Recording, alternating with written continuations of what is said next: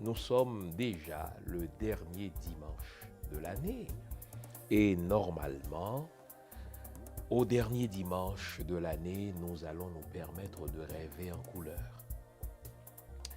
Mais je ne saurais le faire avec vous sans partager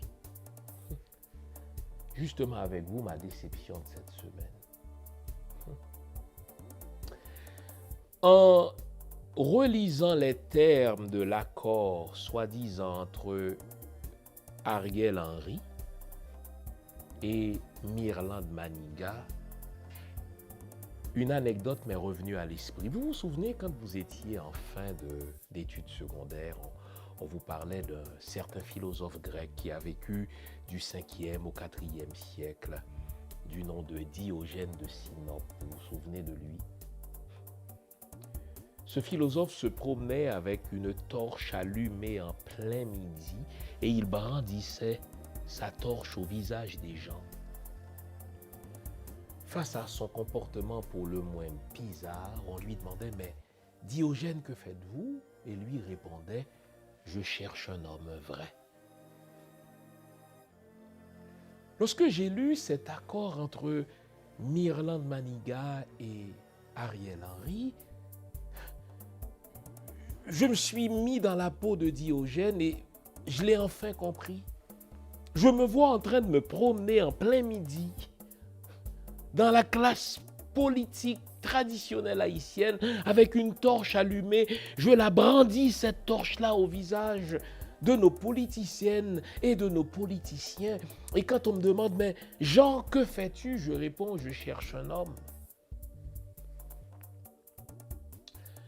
Quand André Michel a signé un accord avec Ariel Henry, mais j'étais pas choqué. André Michel, c'est un opportuniste qui veut se faufiler par toutes les façons au pouvoir. C'est quelqu'un qui cherche à s'assurer un certain avenir financier, un certain avenir économique, mais que Mirland Maniga, à son âge vénérable, que Mirland Maniga, la professeure de droit constitutionnel, qui s'est toujours décrite comme une légaliste, c'est-à-dire quelqu'un qui s'en tient à la lettre de la loi constitutionnelle, que Mirland Maniga accepte d'apposer son sein, d'apposer sa signature au bas d'un accord avec Ariel Henry, je vous avoue, je n'en reviens pas.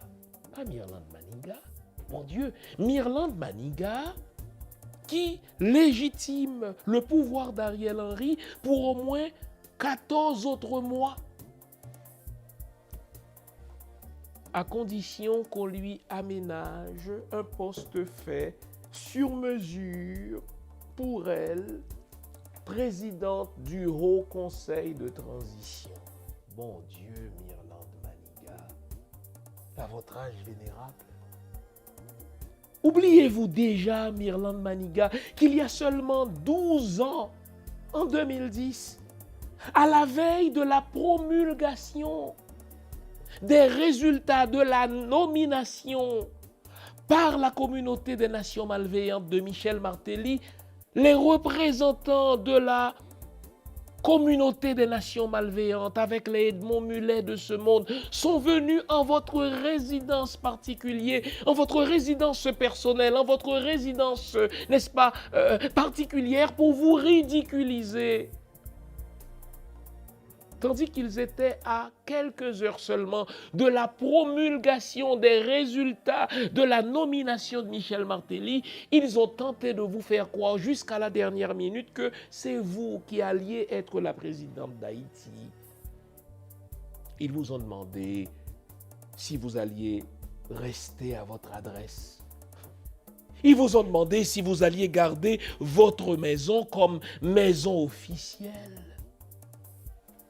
Tandis que, avant même les élections, on l'aura découvert par la suite, Bill Clinton, Hillary Clinton et tous les représentants de la communauté des nations malveillantes savaient déjà qu'ils allaient nous entrer dans la gorge. Michel Martelly, qui n'était même pas admissible au second tour, oubliez-vous déjà cela, Mirland Maniga? Oubliez-vous déjà, Mirlande, que quand vous acceptez de négocier avec la communauté des nations malveillantes, c'est toujours elle qui gagne, car elle nous impose toujours, cette communauté-là, son point de vue de malveillance. Car cette communauté déteste Haïti d'une haine viscérale. Mon Dieu, lorsque j'ai vu la signature de l'Irlande, je me suis dit, pas elle.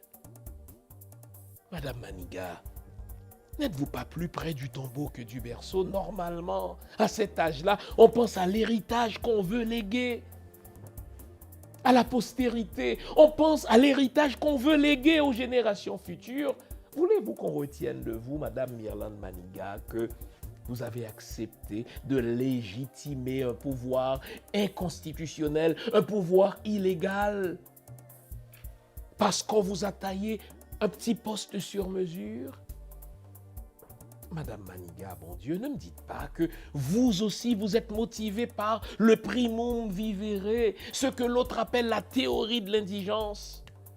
Ce compatriote a développé au fil des années une théorie de l'indigence. Il nous dit hélas que la plupart des politiciens haïtiens sont motivés par un seul désir, s'assurer un avenir financier. Ils mènent une vie si précaire financièrement qu'ils n'ont pas le temps de penser pays. Ils pensent poche. Pas vous, Madame Maniga. Vous, la professeure de droit constitutionnel. Vous qui enseignez la lettre de la Constitution. Vous acceptez, Madame Maniga, de légitimer le pouvoir de PHTK. Le régime PHTK qui, selon vos propres dires, a sapé toutes les institutions républicaines. On n'a pas de cour constitutionnelle. Les tribunaux ne fonctionnent pas. Les policiers, n'est-ce pas, sont au service des gangs qui, eux-mêmes, ces gangs-là, travaillent pour le PHTK. Dans ce régime terrible de terrorisme d'État, vous acceptez de signer cela? Oh là là, Madame Maniga. Je comprends enfin. 34 ans plus tard, la phrase de Diogène, je cherche un homme. Bon Dieu. Il doit bien y avoir dans la classe traditionnelle politique haïtienne un homme ou une femme qui soit patriote, qui place les intérêts de la patrie au-delà de ses petits intérêts personnels de poste fait sur mesure. Il doit bien y avoir une politicienne intègre qui ne pense pas à son avenir personnel, mais à l'avenir du pays. Ah, mais comme je suis déçu, Madame Maniga. Comme je suis déçu. Moi qui pourtant vous ai offert mon appui contre Michel Martelly, mais au demeurant, à part vos diplômes, qu'est-ce qui vous distingue d'un Michel Martelly? Dites-le-moi là. Vous qui acceptez justement un poste fait sur mesure par vous, un poste qui a été conçu dans les officines de la communauté des nations malveillantes et le PHTK de Michel Martelly. Où est la différence, mon Dieu? À quoi servent nos diplômes? S'ils ne font pas de nous des gens plus lucides, à quoi servent nos diplômes s'ils ne font pas de nous des patriotes qui refusent toute compromission s'agissant de l'avenir du pays? Vous acceptez, Madame Maniga, de siéger sur un haut conseil de transition, mais qui n'a aucun pouvoir réel sur Ariel Henry. On vous promet tout simplement de surveiller l'action gouvernementale. On vous promet tout simplement d'avoir un droit de regard sur ceux qui vont constituer le conseil électoral provisoire. On vous promet d'avoir un regard sur un référendum portant sur la réforme de la Constitution avec le PHTK. Madame Maniga, je tiens à vous le dire, je sais que vous nous écoutez. Je suis tellement déçu de vous. Je suis déçu de vous. Si je suis déçu de vous, ce n'est pas seulement de vous en tant qu'individu, mais c'est parce que vous semblez représenter le type même du politicien haïtien. Le type même de la politicienne haïtienne, indépendamment de son âge. Vous savez, dans votre cas, Madame Maniga, l'âge n'amène pas la raison. On dirait que l'âge amène la déraison. Vous n'en êtes pas à votre première déraison. Bon Dieu. Vous qui étiez pourtant pour nous un modèle de rigueur constitutionnelle, un modèle de rigueur en matière de la lettre de la loi mère. Vous qui, au moment où vous étiez sénatrice, projetiez l'image d'une personne, bon Dieu, incorruptible.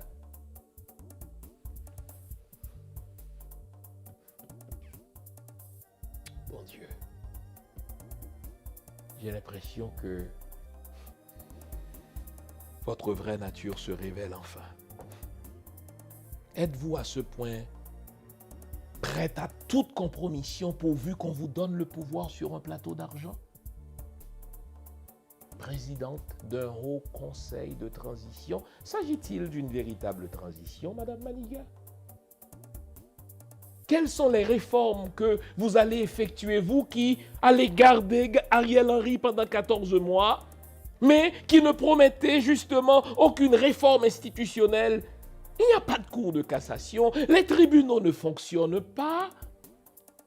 Il y a un déficit de confiance entre la population et ceux qui sont au pouvoir. Je comprends cette population. Et vous parlez de transition, madame.